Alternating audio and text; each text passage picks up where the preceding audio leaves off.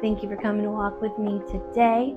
I'm walking at 1.7 miles per hour if you want to keep pace. And I am so excited because today it's the first day of October. And I love October because that's when I feel like you can really start seeing fall unfold before your eyes. Like as I look over to my left here, I'm so lucky to have two big windows in my office / gym area, and I'm starting to see, all the brown leaves crinkling on the ground, and you can just really see that fall starting to happen. So happy October to you. And this month is bringing some big changes to my life. So if you've been following along for a little bit, you know that I'm trying to up my steps every month, and at the beginning of the month is obviously when it happens. So for September, I was walking 7,500 steps a day, and so now we're in October, so I'm going to up it to 8,000 steps a day. I'm getting closer and closer to my goal of 10,000 steps, and it's just so hard to believe that I'm already at 8,000, because I remember when I started this whole thing of just trying to get more steps, and I kind of looked to see what my average was since I started working from home, and it was anywhere between 2,500 steps a day to 4,000 steps a day. It varied, of course, depending on what I was doing, but I went from having a job as a teacher where you're on your feet most of the day, you're moving, you're walking, and then I started working at home and I'm sitting on a computer. Of course, there's times throughout my day I can get up, go get a drink of water, have a restroom break, those types of things. But I realized I had to incorporate movement back into my life. And as a matter of fact, one of my teacher friends at the time, she was like, I just don't think I could do it. I feel like I would gain so much weight if I had a sit-down job. But it's so funny because actually having this new job, well, it's not new anymore, I'm 2.5 years in, but at the time it was new. I realized my body missed moving around, and it got me into moving my body and doing yoga, doing walking, doing weights. So actually this job, I feel like, is saving me a little, saving my mental health from not having to, I still do a lot of work, but it's different than hearing 16 to 20 kids call your name, ask you questions. You have to deal with emotional stuff and all of that.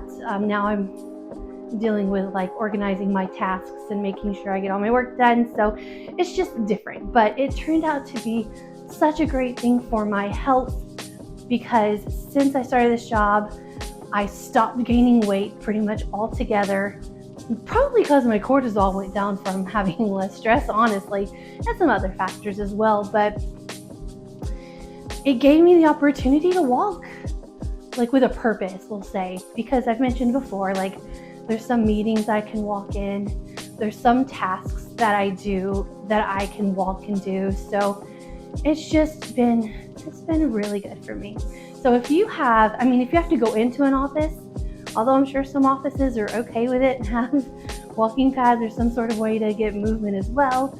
Of course, you can take the stairs, park a little further away, those types of things to incorporate more movement and steps into your life. But if you work from home and you have the type of job where you could benefit from a walking pad, I say go for it. I don't only use it when I work, because I normally try to get 30 minutes in these days, during my work day, more if I can. But then of course right now I'm not working and I'm on my walking pad talking to you. And if I take a look at my step count for the day and I notice, I still need 800 or 1,000 more, I can just turn on a show or listen to an audiobook or just music or whatever, and just use it to get your steps in. You don't have to use it while you work, but I absolutely love it, and I feel like it has changed my life. I feel that it has changed my mobility, just everything. I just really have enjoyed using it, and it was something worth buying. But anyway, I mentioned other changes. of course, we're in the season of fall. Recently became fall. I think my last video was like, hey, we're in fall now. So it's a season of change for me as well. I mentioned one change is I'm going to be upping my steps 500 more. Doesn't sound like a lot, but sometimes you look at your step count and you're like, oh my gosh, I have to do that many. But I will say it definitely feels easier to get my steps in than it did before. But another thing that is changing for me revolves around like children and parenting. So as you may or may not remember from who knows which episode, I got married back in 2016, and at the time my husband and I had already been together for 2 years, and he had 2 children from a previous marriage. And when we got married, both of those children lived with his ex-wife, and then we saw them on the weekends. Well, it just so happens that the year we got married, there was all the changes in the air, and our son came to live with us full time. And he's 15 now. So for 8 years, it was actually around this time of year when he lived with us. It was like September-ish. And he recently went on like a family trip with his mom and his sisters and his stepdad. And they like got into a conversation. And basically he's decided that he would like to, you know, kind of live with her these last few years of his high school career. Not to mention his older sister, who's also our child, she's going to be going off to college next year, and she's decided that she wants to go out of state. So really this would be like the one and only opportunity for them to be in the same high school together and to have like this year living together again, because they haven't lived together in 8 years. I mean, they see each other on the weekends, but when they were young, they were really close. They're only 2 years apart. They were really close. And then of course not living in the same house every day, and just from growing up, you know, you tend to bicker with your siblings here and there. So there were a few years they were not close at all, but now they're both in a similar like kind of time in their lives, and they've gotten really close again. So he's going to be moving soon to live with his mom, and then he'll come visit us probably every other weekend, something like that.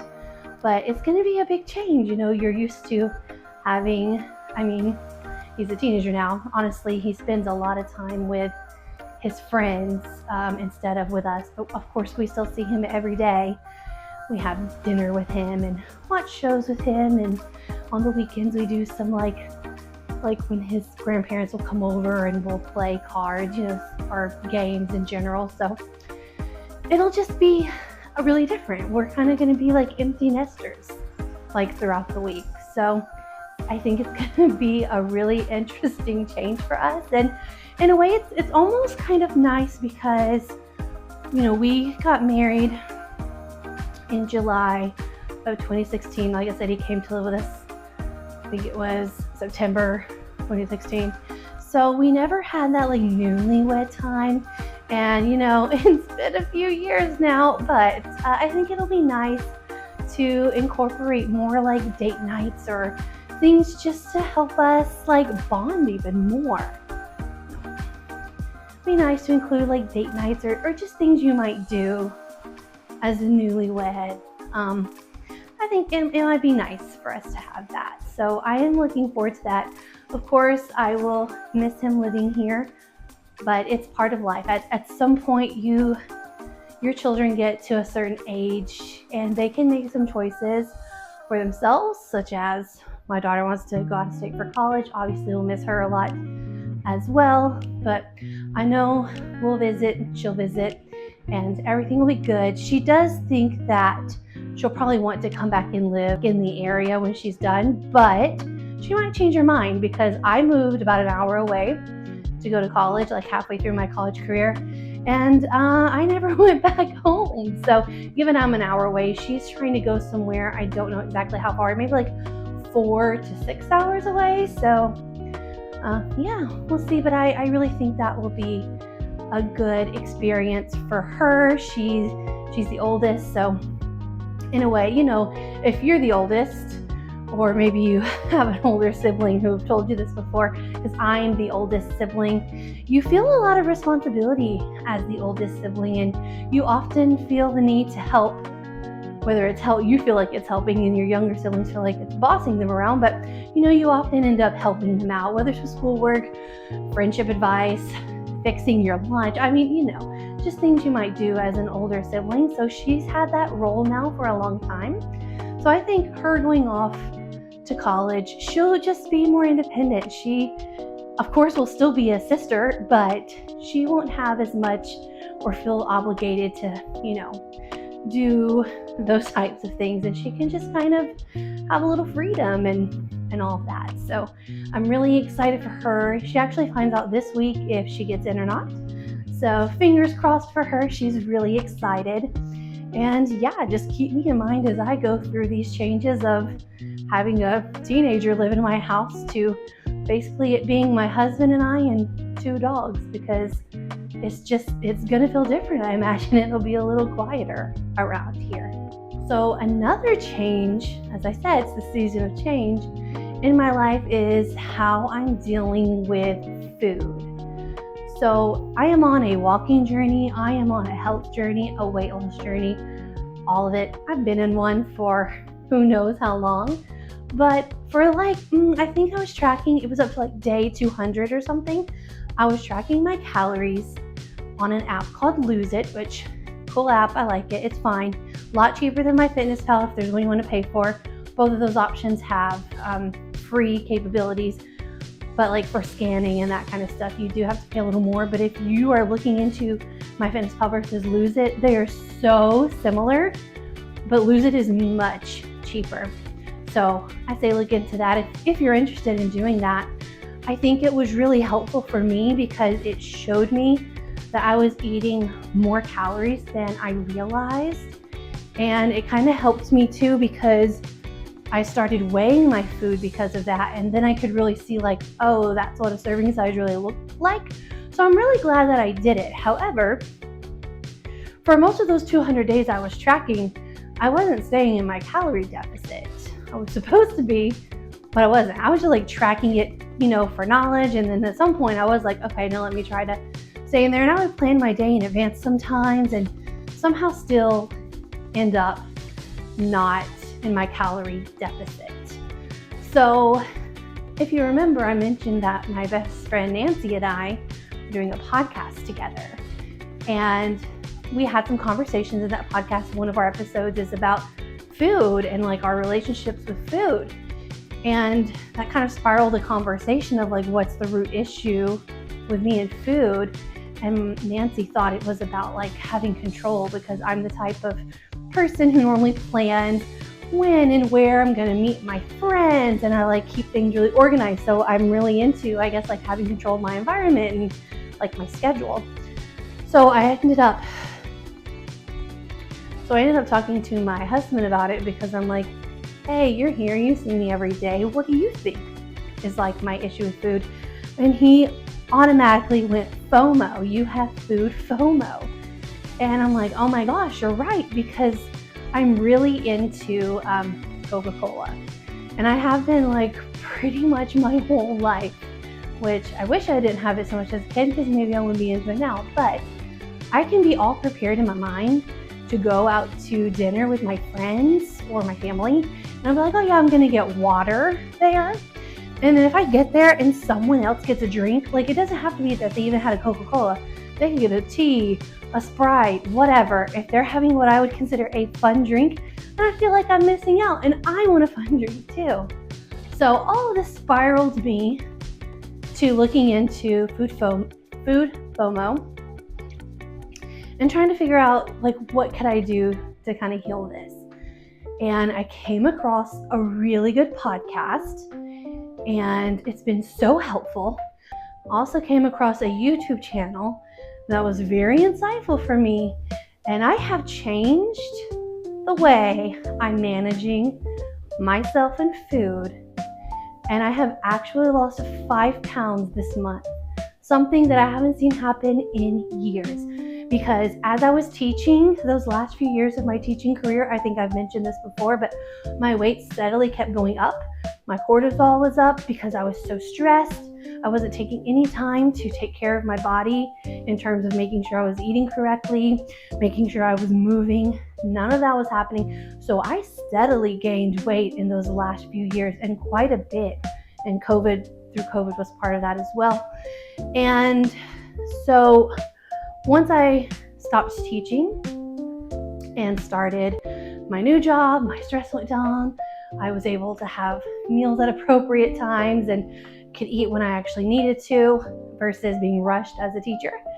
And so what happened 2.5 years ago is I stopped gaining weight, and I didn't gain weight all that time. However, I was not losing weight. So I had cut back to more of I was in a calorie surplus for those few years. Plus my cortisol was up, stress was up, zero self-care, none of that, zero movement except for what I was doing at school. And then the last two and a half years, I stopped gaining weight. So I was in a maintenance for this weight, not a maintenance for a healthy body weight for myself, but a maintenance for where I am now. But I need to be in that deficit to lose weight. And so now what I'm doing has put me in a deficit, but I'm not counting calories anymore. I do occasionally still weigh food just to see an appropriate serving size and to make recipes. But I will tell you more about what has changed that has helped me lose these 5 pounds in the next video. So I'll see you next time, and thanks for walking with me today.